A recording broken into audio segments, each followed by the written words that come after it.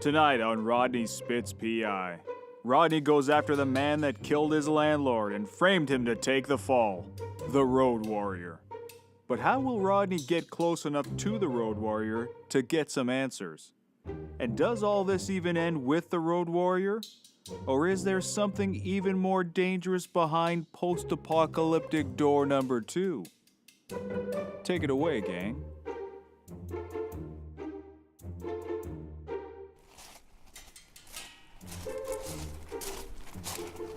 Ooh, man, it's good to see you, Mr. Rodney Spitz, P.I. I haven't seen you since your delicious trial. And then here you go calling a secret alleyway dumpster meeting? With me and Shake here. You can swear already. I'm here for one thing and one thing only. Revenge. And weapons. Okay, 2 things. And I mean, I'll be stopping for snacks at some point on the ride, so if you had snacks, well, it'd be 3 things. But snacking aside, I'm mostly here for weapons and information. Woo! Information is my specialty. And we got a trunk of long guns, heavy guns, machining guns. Got some spare rib marinade, and a briefcase full of counterfeit Melba-Toast, too. I'm gonna need all the firepower you've got, 'cause I'm gonna go after the Road Warrior. He won't get away with killing my landlord and framing me for the murder. I'm gonna hit him where it hurts, right in the Thunderdomes. Only Thunderdome within 100 miles in Barterman. But you didn't hear that from me. Bartertown, eh?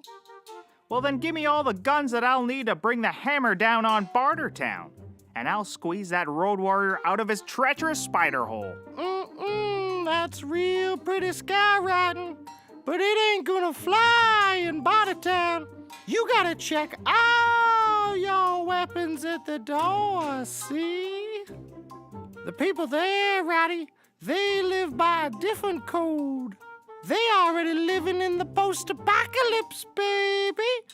Powering the city with underground methane pig mines, wearing them tattered spiky clothes, strictly conserving precious resources. Fuel, ammo, K-cups. Guns ain't gonna never do you no good in Bartertown, Rodney Spitz, P.I. You're gonna stick out like a sore thumb. You need to blend with the locals. Wear leather head to toe. Make yourself some creative armor. Cheese grater shoulder plate. Wash basin hat. Ooh, I can see you with an eye patch. No, 2 eye patches. Yeah! But I can't go in there empty-handed. Well, you could bring a pie if you was polite. Damn near everyone will eat a slice of pecan pie. Just put a knife in your boot. They don't really check you. Got it. Now, does Bartertown have any tree nut or gluten allergies? 'Cause I don't know what those are. But a lot of people are talking about them. And I think that's pretty neat. Now I've got to go pick up Squint, and we're off to Bartertown.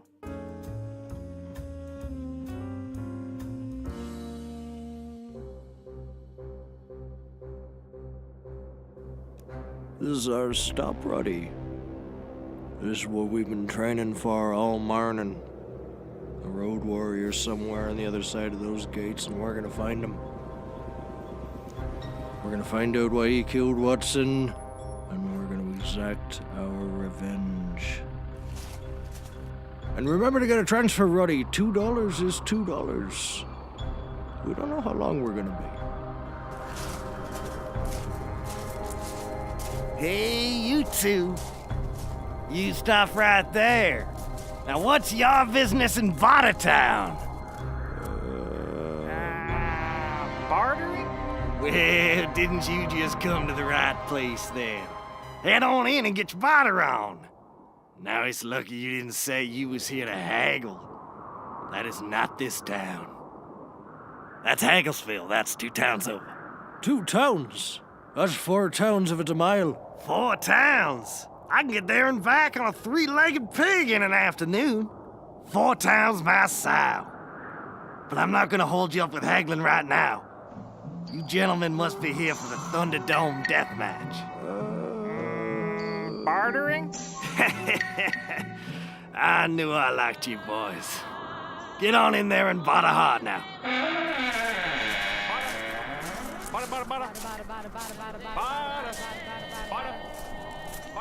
All right, Roddy. Now that we're past the gates, let's start making our way towards that thunderous-looking dome in the center of town. It's probably the Thunderdome we've heard so much about. Oh, man. I think you might be right, Squint. For a second, I thought the Thunderdome was over there. But now that I really look at it, why, that's just an old Ukrainian woman selling spoiled figs. You look at fig, you buy fig. You owe me $2. Who's bartering? Who's buying? Who's selling? Hey, you there, fella? Who, me? No. I forgot my barter slacks. Don't worry, Roddy. I'm wearing 2 pairs. That's right, friend. I came prepared to barter. In fact, I think this may be the best prepared and most drunk I've ever been for a mission.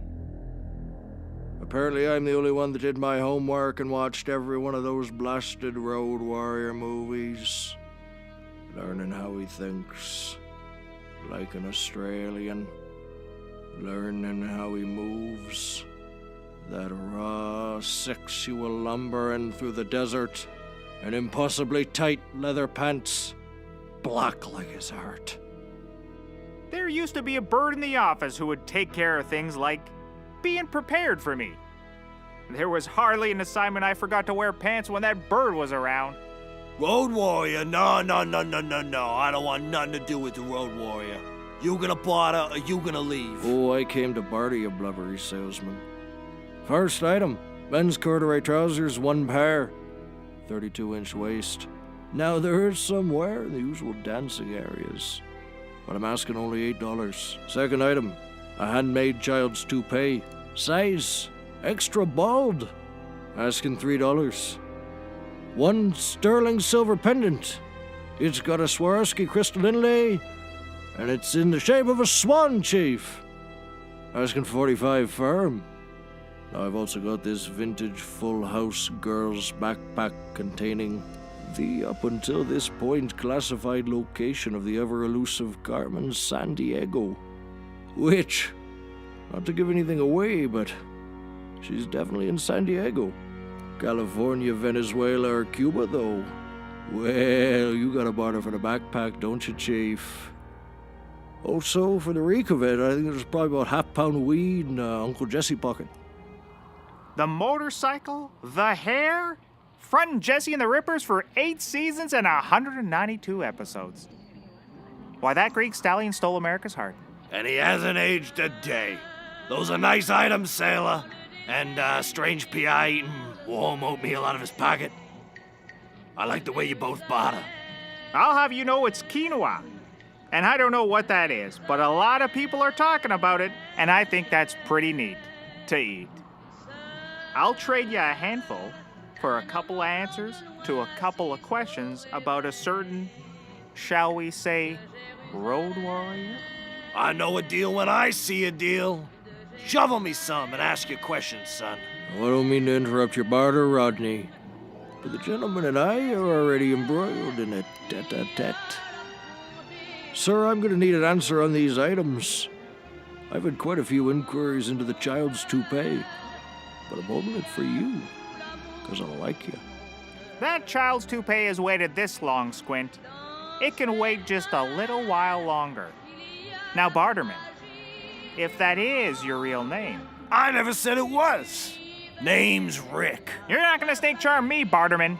We're here to see the Road Warrior, and you're gonna tell us where he is. No funny business. Road Warrior? He's in the Thunderdome. That's what all the commotion over there is. Thousands of people that turned up to see the Road Warrior beat another poor sucker on behalf of Edith Piaf. Did you say on behalf of Edith Piaf? Or was that a gaffe? You don't know? Everybody knows. Edith Piaf runs Bartertown.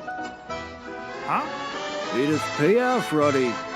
She's not just a spicy rice dish. She's the enigmatic 1930s French chanteuse who went on to steal the heart of Axis and ally alike during her roaring wartime popularity, Chief. Yeah, that's her. She's running this barter in town now. Sweet gig. Some people just have all the luck. So Edith Piaf controls the road warrior. As much as anyone can. It works for her. He's her muscle. Well, you know what this means, Roddy? Yep. Wait, no. It means this thing may go higher than the road warrior. It could go all the way to the top. All the way to... Edith Piaf! Exactly. But I don't even know what an Edith Piaf is. Why would she try to frame me for the murder of our landlord? And that's what we gotta find out, Roddy. Now slip on this child's toupee to disguise yourself. Deal's off, Barterman. Ah, damn it. You see, Roddy? I told you he was playing it cool about the child's toupee. Now let's go find the road warrior.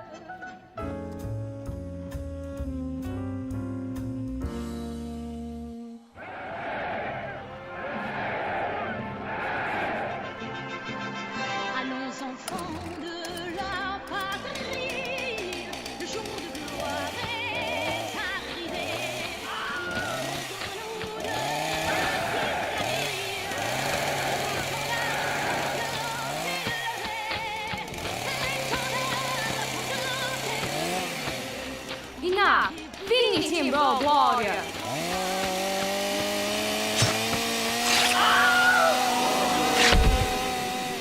Well, there we are, you depraved savages. My road warrior has triumphed once again in this, the most deadly of all the bouncy showdown arenas. The Thunderdome! No one can defeat the road warrior, and no one crosses me with this Piaf round battle counter. Okay, Roddy. That's Edith Piaf up there on the platform. You still really have no idea why she may have wanted Watson dead and you in prison? Yep. Wait, no. Now the key here is going to be to blend in and observe. Wait, what? Where are you going? Hey, road warrior! It's me! Rodney Spitz, P.I. Your latest, greatest arch nemesis. I bet you didn't think you'd be seeing me anytime soon, eh, chump? Well, I'm out of prison, and I'm here to get my revenge. Who are you? I'm Rodney Spitz, P.I. I'm here for revenge. I just did that whole thing. So I killed someone you were close to or something, and now you're here to kill me. I've heard that before. I get that before I get my cup of coffee in the morning. Or as us Aussies call it, a cup of the old whackety black. That's a real dumb thing to call a thing. Well, we'll see who's dumb after I finish fighting you in the Thunderdome. Strap yourself into these novelty elastic bands, which allow us to bounce up and down as we fight, and collect weapons from the townsfolk lining the dome all around us. Could be anything. Could be ice picks, maces, old rakes. A lot of nasty weapons come out in the Thunderdome, mate. You may find that I've got a few tricks up my sleeve, Road Warrior. Don't underestimate Rodney Spitz, P.I. and his trusty sidekick, Squint. Wait, what? I see us more as equals. Or me as the benevolent caretaker of a psychological invalid. It seems that we have another challenger who is gearing up to face my precious, fearsome road warrior. This one doesn't even look like he will make it off the ground. Hey, shut up, Edith Piaf. But before we begin, Road Warrior, I just gotta know one thing. Why did you kill my landlord, Watson? Same reason I kill anyone. Because Edith Piaf pays me to. Squint was right. Edith Piaf is behind this whole thing. You were just her pawn. I told you, we're at least equals, Roddy. Well, I'd like to think I had slightly more impact than that, but in a manner of speaking, yeah. Thanks a lot, pal. But sorry, I'm gonna have to cut out of this here death battle a little early. Looks like I've got a few questions for Edith Piaf. Oh my god! That sloppy P.I. just shot the road warrior! Hey, shut up. Where did he get that gun? You can't have guns in Bartertown. Yeah, well, if you're actually gonna make that rule, you've got to start checking people at the door. Oh, never thought it would go down like this. I always thought Denny Glover would be here to tell me he was getting too old for it. Enough! You, P.I. there. I like the way you fight. Dirty and ignorant. Come see me in my chambers. The rest of you, disperse. Go back to bartering. Sounds like I've got a hot date with the evil boss lady. For all spits all the time, visit rodneyspitz.com.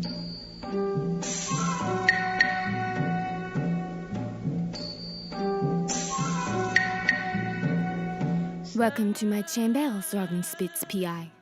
I see you haven't come alone. And to what do I owe the pleasure, monsieur? The name's Squint. I'm a jack of all trades.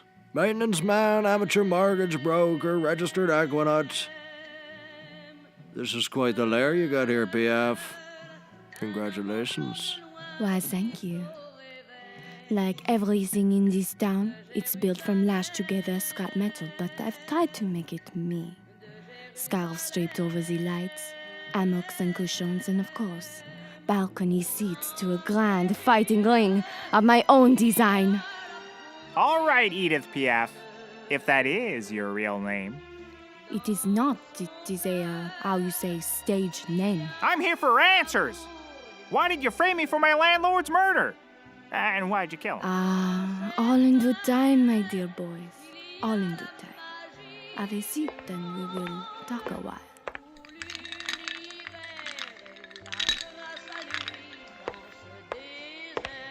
I was not expecting you this soon, Monsieur Spitz. I thought you would be in prison for a very long time when I arranged for you to be framed. Aha! So you did hire the Road Warrior to kill Watson and frame me. Of course I did, but there's more to it than that. I did not want him dead, but I did arrange for his murder and for you to take the fall, Monsieur Spitz. Ah, jeez. Does there really have to be another layer to this case? I'm still trying to figure out what kind of rice you are. Usually my cases are pretty straightforward, and that's the way I like them. Well, before you become too confused, I think it may be time to bring out our special guest. I trust he will need no introduction to you, Monsieur Smith. Oh, golly! It's that whooping crane that's been after me for years! What are you doing here? Stay back, Roddy. Stay back!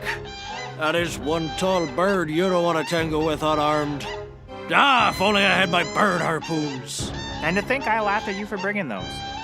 Shame on me. You know, I really appreciate that. Whooping crane! My gracious, there it is. I had a mackerel in there like you wouldn't believe.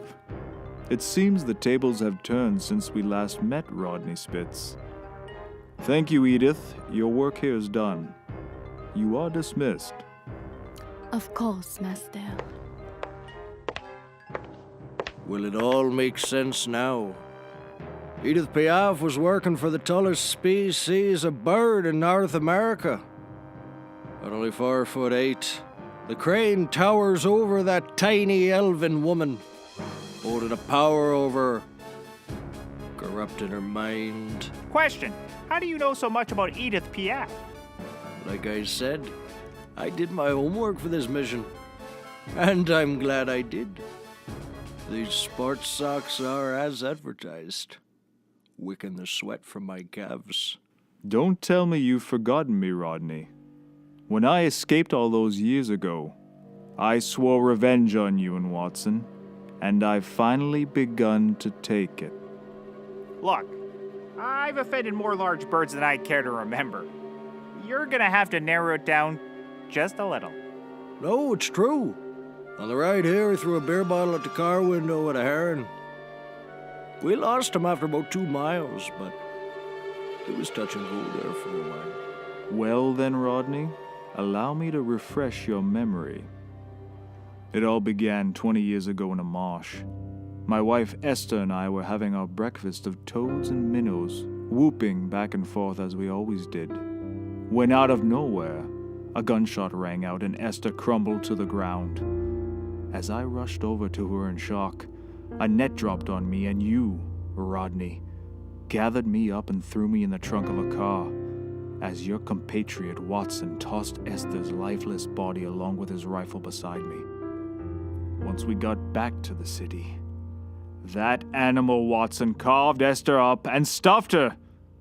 He kept her in his office as a hat rack, and that's why he deserved to die. I had him killed to revenge my sweet, whooping wife. But Rodney, you deserved a special punishment for enslaving me as your office helper for those torturous 3 years.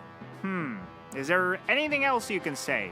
Anything else that'll just narrow it down just a little more? I'm really starting to... I was the whooping crane imprisoned in your office from 1996 until my dramatic escape in 1999. The escape in which I wounded you with 2 bullets. I've even returned periodically since. We've had long, drawn-out gun battles. Okay, I remember this crane now. Yeah, I had him doing some work around the office. Dishwashing, dictaphone, and answering machining. You know, I was raised to believe that animals should have jobs. You know, like messenger pigeons, seeing eye dogs, hedge fund and hedgehogs. Oh, working birds ain't any news to me. I fell in love with a canary who worked the coal mines when I was in my 20s. All the other boys told me I was a fool, said it would never last. And of course, they were right. She was killed in a bar fight not 3 weeks after we first met. I was just never able to go down in the mines with another canary again. It just never felt right. That's nothing compared to the horrors I was made to endure. Rodney would come back to the office sometimes, stinking of bathtub gin, and talking about old Flintstones reruns. Those were the nights I knew I wasn't going to sleep. I'll never forget the night he first tried to use me as a gramophone. I kept shredding record after record with my beak, which is not a record needle, nor is it attached to speakers. While Rodney sat there in the half-shadows, drinking from a box of wine he'd rigged up as a hat, watching me. That does sound like Rodney. And each time the record would finally break, he would just take another sip from his hat and say, again, as he threw yet another Yanni LP at me. Oh yeah, that was a pretty crazy couple of years. A lot of great albums. Never did get you to play a record though, Whooping Crane. I think it came down to the angle at the end of the day. Plus, CDs, you know. It was not the angle. It's that I'm a bloody bird. I was not an iron when you tried to press your pants with me. I was not a steam whistle at the end of the workday, and I certainly was not a wood drill when you tried to build those office bunk beds. Oh yeah, that was one crazy office renovation. Yet another DIY project in a long line that was derailed by my intentional and massive consumption of paint fumes. I'll ask it again after all these years. Who were you building the second bunk for? You were squatting alone in your office. I was gonna start Airbnb-ing it, turn myself into a housing magnet, maybe even flip my office. The possibilities were endless. All I needed was a bit more drilling out of your beak and it would have come together. I am not a DeWalt. I'm a flesh and blood bird who had the one he loves stolen from him too soon. Well, then come at us, you bird. But if you come for Rodney Spitz there, you're also coming for old Squint. And I fight dirty and squeamish. If I wanted either of you dead, I would have had you killed a long time ago. Oh no, Rodney Spitz. A quick death is too good for you. I want you to suffer for the rest of your life for what you did to me. But it's not just me, Rodney Spitz. Your antics have left a bloody trail of chaos and zany destruction that have a lot of people looking for revenge. I've been assembling a small team of people you've wronged, Rodney. And our all-consuming mission until the day we shed this mortal coil will be to foil you at every turn, be a hair in your every soup, and a thorn in your every plan. Oh, hey! Do you think you could try being a waffle maker right now? I could really use a waffle. Enough. Gentlemen, I believe my helicopter has arrived. So if you'll excuse me, I'll be taking my leave of this place. Wait. Why does a flying bird need a helicopter to get away? I mean, he just flew up to the helicopter. I believe you'll recognize my pilot, Rodney. You got him banished from the cult that had become his entire life. Well, Mr. Spitz. We meet again. A lot has changed since we last met. No? Oh, hey, Terry! Squint, this is my pal Terry from that cult I infiltrated. He's a heck of a gin rummy player, that's for sure. Can't handle the responsibility of a potato salad, though. With great potlucks comes great responsibility, Terry! Ah, shut up, Rodney. This is why I hate you so much. I tortured you for 3 days and I didn't hate you at the start, but I sure hated you by the end. After you left, they kicked me out of the cult, and I had nothing to live for. Until one day, a whooping crane showed up at my doorstep. And he is only one of many, Mr. Spitz. Perhaps one of 6 very sinister people. Unless we run into copyright issues, in which case it may be 5. Or 7! It's not going to be 7. That's far too many people to try and schedule for evil meetings. You're not kidding there. I watched an evil empire crumble around me just because people couldn't make the time. Couldn't or wouldn't. We didn't even pull one evil caper in 2 years. That was the most disappointing ghost ship I've ever been a part of. Talk about wasted potential. Look, Terry, I feel this is probably going to go on for a while, so why don't you just fly us out of here? This whole club of ours is about revenge. We'll get him. Roger that, Crane. You haven't seen the last of us, Rodney Spitz. We'll haunt your dreams. So, you, maybe interested in grabbing some froyo on the way home? No, we're not stopping. Wait, what's froyo? Oh, wait, never mind, I just got it. Yeah, actually, that wouldn't be bad. Totally fat-free, too! What? No. Get out of here. Oh, we're definitely going.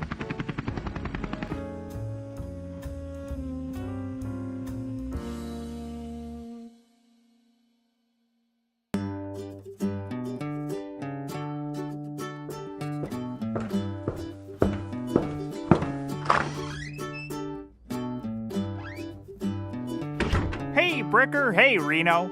I'm back from my revenging. Hey, Roddy, so how'd that killing the road warrior thing go? Pretty bad, actually. Turns out there's a whole arch-villain league forming against me. Something about all the people I've conged. Do you mean wronged? Oh yeah, that makes a lot more sense. Oh yeah, I'm on their mailing list, actually. They must be working with the Obama social media people, too, because I get a lot of emails from them, but they never seem obtrusive, you know? All delivered through the seamless MailChimp platform. Thank God for MailChimp. Ooh, hell. I gave them $300 just for the tax rebate. Really, Reno? I should get in on that. So, Rodney, I thought Squint went with you. Where is he? He told me not to wait. He was haggling pretty intensely with a 9-year-old with alopecia when I left. It turns out child wigs are a seller's market. You gotta know your customer, though. Well-moneyed bald kids, or vain little people in the performing arts. May there be a wig for every tiny head!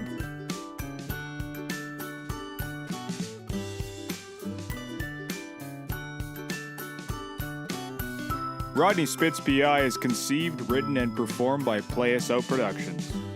follow, listen, and subscribe on iTunes, Stitcher Radio, or Spreaker. If you like this episode, share it. If you really like this episode, please comment and rate Rodney Spitz in iTunes.